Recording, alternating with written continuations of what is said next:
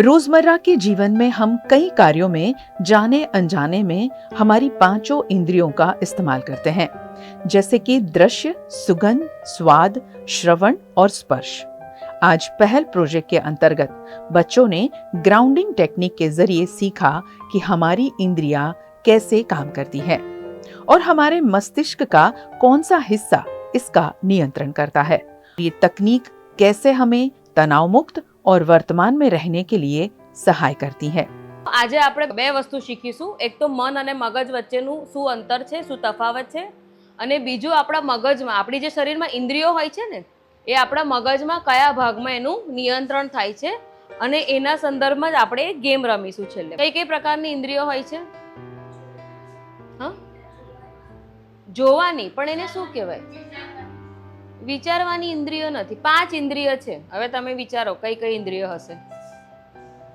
એક તો કીધી જોવાની એટલે કે દ્રષ્ટિ, સૂંઘવાની, જો એટલે 3 ઇન્દ્રિય તમે બોલી, જોવાની, સૂંઘવાની, સાંભળવાની, પછી ચોથી સ્વાદ એટલે કે સ્વાદ ચાખવાની. તો સ્વાદની એ ઇન્દ્રિય છે એટલે કે જીભ પર ઇન્દ્રિય છે. અને પાંચમી સૌથી મહત્વની કઈ? મેં આને શું કર્યું? સ્પર્શ. પાંચમી ઇન્દ્રિય છે સ્પર્શની, બરાબર છે? આપણી ટોટલ 5 ઇન્દ્રિય છે અને એ 5 ઇન્દ્રિયો આપણા મગજ દ્વારા એનું સંચાલન થતું હોય છે. એક છે દ્રષ્ટિ એટલે કે જોવાની, આંખ છે એ દ્રષ્ટિનું કામ કરે છે, કાન છે એ શ્રવણનું કામ કરે છે, સાંભળવાનું.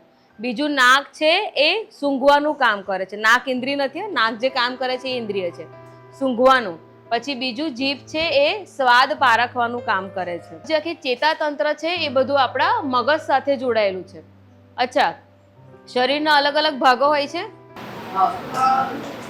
તો પછી મગજના પણ ભાગ હશે? હોય? અચ્છા, કેટલાને લાગે છે હોય? મગજના ભાગ હોય. મગજનો કયો ભાગ કયું કામ કરે એ આપણે આજે જોઈશું. બ્રેન અને માઇન્ડ એ બંને અલગ અલગ છે. આપણને અત્યાર સુધીમાં ઇંગ્લિશમાં બોલતા હતા ને તો આપણને એવું કહેવાય બ્રેન કો કે માઇન્ડ કો સેમ જ કહેવાય, બરાબર છે? આપણે કહીએ માઇન્ડ બ્લોઈંગ કાં તો માઇન્ડ, આપણે કોઈ દિવસ એવું નથી કહેતા કે બ્રેન, આપણે હંમેશા માઇન્ડ જ શબ્દ યુઝ કરતા હોય છે. પણ ખરેખર માઇન્ડને કહેવાય છે મન, અને બ્રેનનું ગુજરાતી છે મગજ, બરાબર? તો આજે એક વસ્તુ સમજી લો કે આપણે માઇન્ડ જેને કહીએ છીએ ને એ માઇન્ડ એકચ્યુઅલી મન છે, અને બ્રેન છે એ આપણે અહીંયા જેનો ચોક્કસ આકાર છે, બરાબર? તો બ્રેનનો એક ચોક્કસ આકાર છે. તમે બધા ક્યાંક ને ક્યાંક ગૂગલમાં, મોબાઈલમાં જોયું જ હશે બ્રેન કેવું દેખાય. અને આ છે મન. હા, એટલે આ બધા જે આપણા વિચારો, આપણી ઈચ્છા, આપણા સપના, આપણી બધી જે કલ્પના શક્તિ છે ને એ બધી મનમાં પ્રગટ થાય છે, બરાબર છે? હવે આજે આપણે એનો જે અંતર છે, તફાવત છે એ સમજીશું.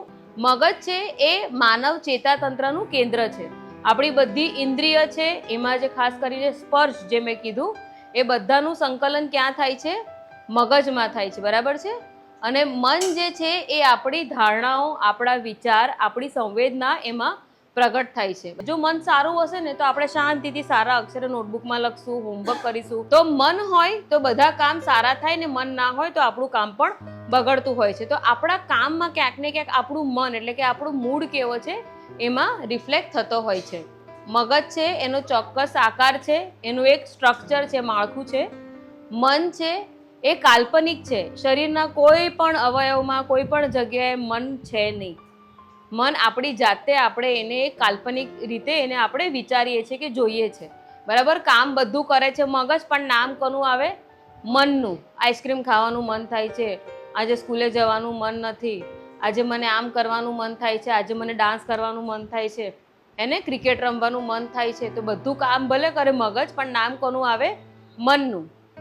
અચ્છા, મગજ છે એ આપણી હલનચલન, આપણી લાગણીઓ અને શરીરના વિવિધ કાર્ય કરે છે.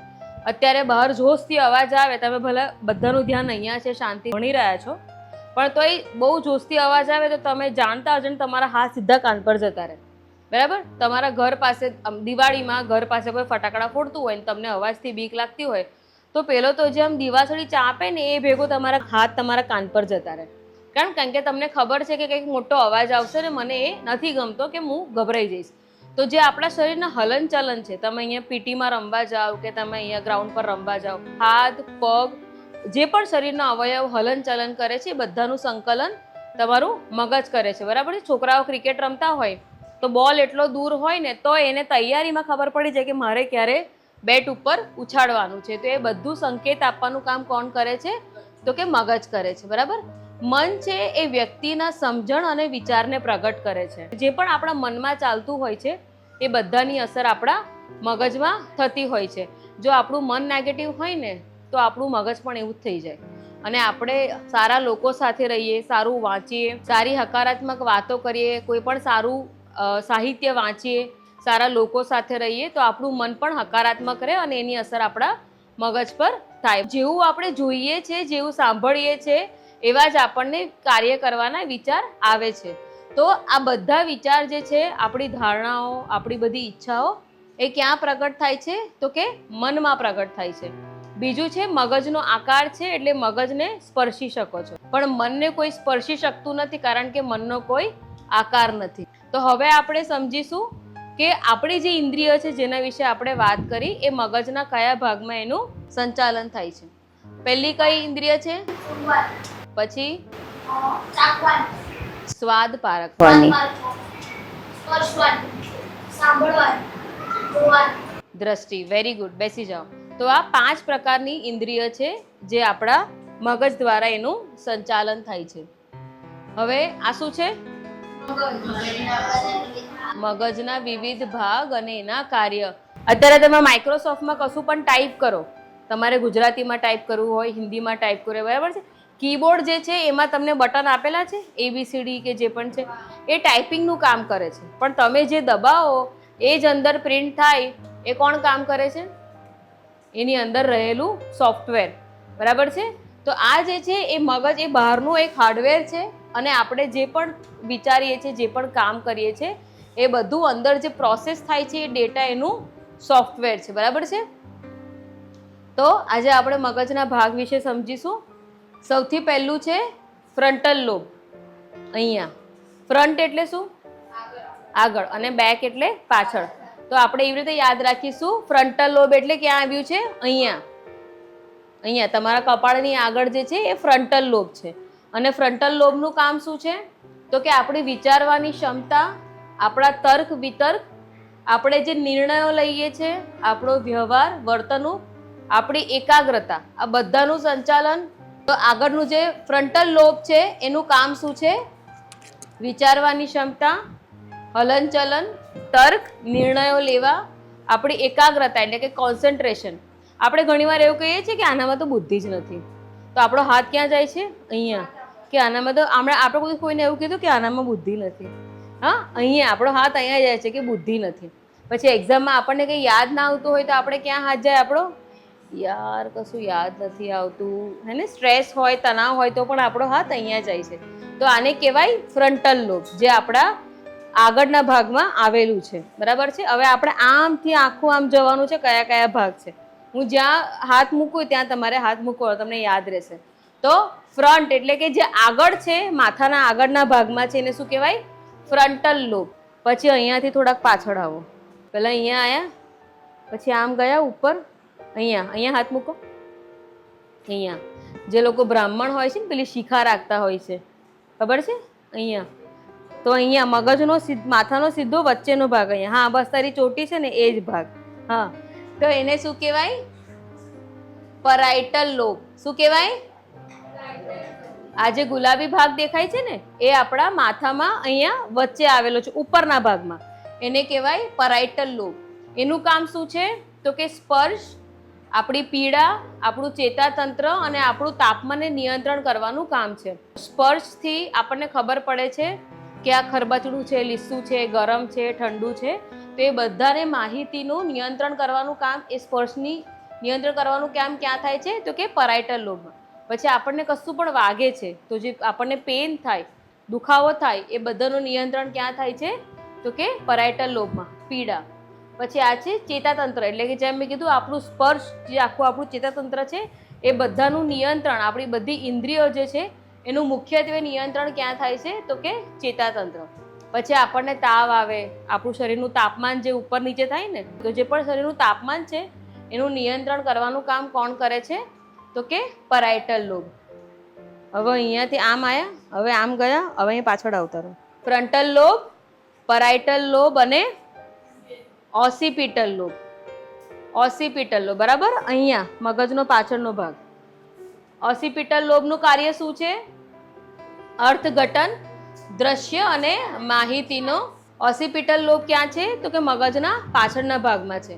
તમે ક્યારે એવું કંઈ સાંભળ્યું છે કે કોઈનો એક્સિડન્ટ થઈ ગયો અને કોઈ પડી ગયું તો એને થોડીક વાર આંખે અંધારા આવી જાય છે, એને દેખાતું નથી, બરાબર? તો જ્યારે વ્યક્તિ ઊંધા પાટે પડે ને એને પાછળના ભાગમાં જો ઈજા થાય, અમુક મિનિટ માટે કે અમુક ક્ષણ માટે એની દેખાવાનું બંધ થઈ જાય છે, કાં તો એમને ઝાંખું કે ધૂંધળું દેખાય છે. તો એનું કામ કોણ કરે છે? એ નિયંત્રણ કરવાનું આખું ઓસિપિટલ લોબ.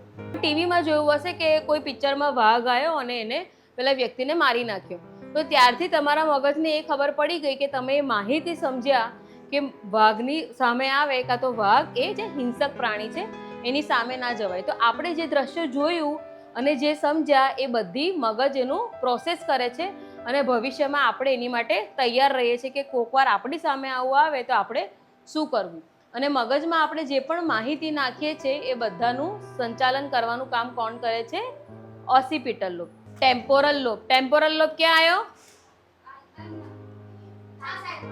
કાનની પાછળ, બરાબર છે? આ તમે નાનું ચિત્ર કરીને જોશો તો આ આખો જે છે આપણા માથાની અહીંયા આગળથી લઈને નીચે સુધીનો આખો આ ભાગ છે. આ જે છે એ આપણા કાનની પાછળની સાઈડ એટલે કાન બાજુ આવેલો ભાગ છે જેનું નામ છે ટેમ્પોરલ લોબ. કાન શું કરે છે? ટેમ્પોરલ લોબ સાંભળતું હોય તો કાન ટેમ્પોરલ લોબ સુધી પહોંચાડે છે. Very good. તો કાન છે એ ધ્વનિ પહોંચાડવાનું કામ કરે છે ટેમ્પોરલ લોબ સુધીને, અને એ અવાજ પર એ અવાજ સાંભળીને તમને રિએક્શન આપવાનું, તમને કહેવાય ને આમ તમને સાવચેત કરવાનું કામ કોણ કરે છે? Temporal lobe. પછી આપણે કોઈ વ્યક્તિને 1 કે 2 વર્ષ પહેલા મળ્યા હોય, પછી વચ્ચે આપણે ક્યારે ના મળ્યા પણ કોઈક વાર આપણી સામે આવે તો આપણને થાય છે કે આને મેં જોયેલો છે ક્યાંક, એને. તો કોઈ પણ જોયેલી વ્યક્તિ કાં તો કોઈ પણ આપણે વસ્તુ જોઈ હોય એને યાદ રાખવાનું કામ કોણ કરે છે? Temporal lobe. બરાબર છે? આપણી યાદશક્તિ, આપણી લાગણીઓ અને ભાષાની સમજ. તો ભાષાની જે સમજ છે, ગુજરાતી, હિન્દી, મરાઠી, જે પણ ભાષા તમે કહો, એ બધી ભાષાનું શીખવાનું, એને યાદ રાખવાની અને એને સમજ કેળવવાનું કામ કોણ કરે છે? મગજનું ટેમ્પોરલ લોબ. બરાબર છે? પછી તમે ગમે તેટલું ભણ્યા હોય, વાંચ્યા હોય, પણ સમય આવે ત્યારે એક્ઝામમાં યાદ કરાવવાનું કામ કોણ કરે છે?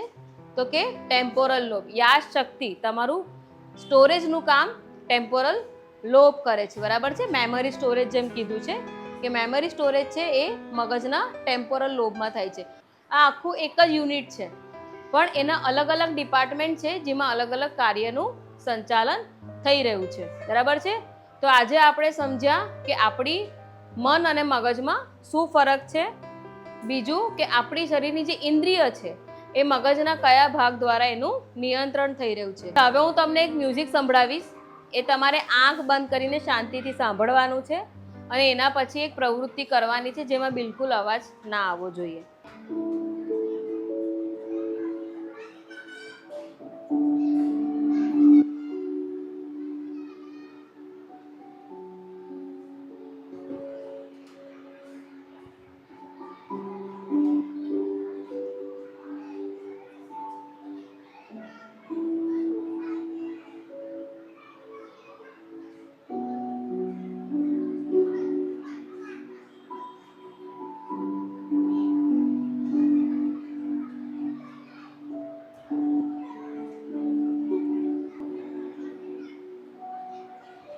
તમારું મગજ જે સવારથી કામ કરી રહ્યું છે એને થોડું એને રિલેક્સ કરો.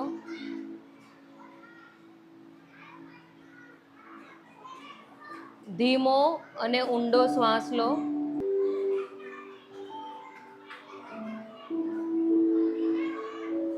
હવે તમને ઠીક લાગે ત્યારે તમારી આંખ ખોલો. 5 4 3 2 1 આ રીતે આપણે આજે એક ગેમ રમવાની છે. કોઈ પણ 5 વસ્તુ જે તમે તમારી આજુબાજુ જોઈ શકો છો એના નામ લખવાના છે.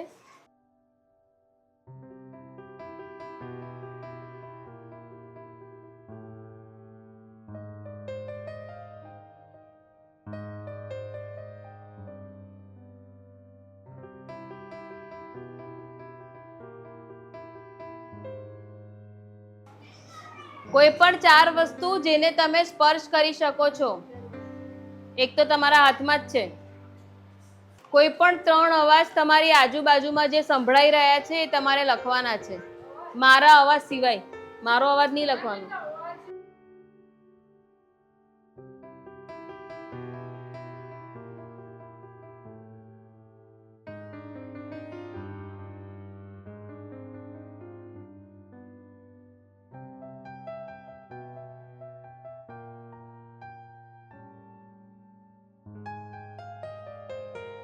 કોઈ પણ 2 પ્રકારની સુગંધ કે ગંધ જે પણ તમને આવી રહી હોય એ તમારે લખવાની છે.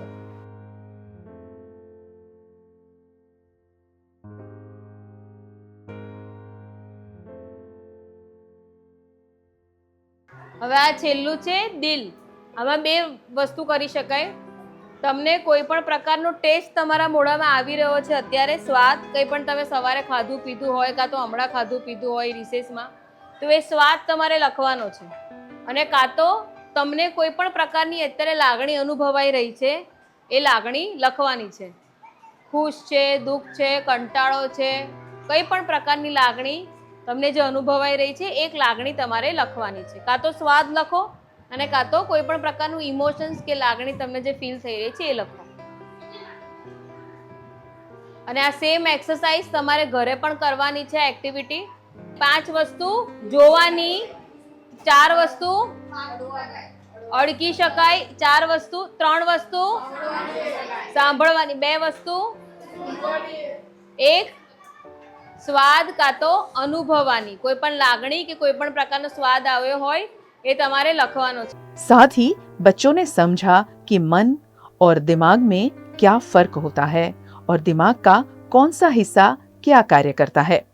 वैसे दिमाग के बारे में पढ़ना और समझना थोड़ा सा अटपटा है. वीएनएम फाउंडेशन के प्रोजेक्ट पहल के माध्यम से ये कोशिश की जा रही है कि बच्चों को मानसिक स्वास्थ्य से जुड़े विविध मुद्दों के बारे में अवगत कराया जाए. हर हफ्ते कक्षा 5 से 9वीं के छात्रों को मानसिक स्वास्थ्य और उससे जुड़ी कई बातें समझाई जा रही है ताकि आने वाले समय में ये बच्चे मानसिक तौर से सक्षम बने.